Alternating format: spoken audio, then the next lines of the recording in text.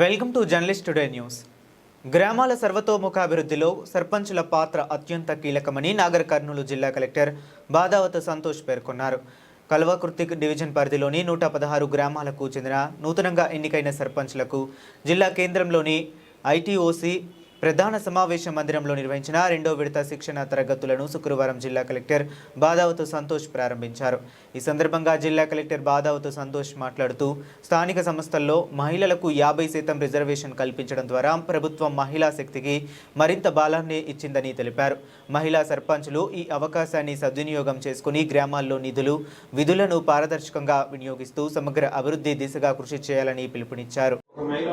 మహిళ చదువుకుంటే ఆ కుటుంబం చదువుకున్నట్టు ఇప్పుడు ఒక గ్రామ సర్పంచ్ మహిళ ఉన్నదంటే ఆ గ్రామం మొత్తం బాగుపడుతుంది. లేదా ఒక జెడ్పీటీసీ మహిళ ఉందంటే ఒక కుటుంబాన్ని ఎంత మంచిగా చూసుకుంటో ఆ గ్రామాన్ని అంత మంచిగా చూసుకుంటుంది. అట్లా చూసుకుంటుందనే ఉద్దేశంతో మనం 50% రిజర్వేషన్స్ మహిళలకు ఇచ్చేసి వాళ్ళు మీరు అందరినీ కూడా చూస్తే మీరు కూడా 50% ఇక్కడ ఉంటారు మహిళలు అందరూ కూడా. సో మేము కొన్నిసార్లు అబ్జర్వ్ చేసిందంటే మహిళలు ఏదో పేరుకు సర్పంచ్ వీడియో తీసుకొని సోషల్ మీడియాలో పెడతారు.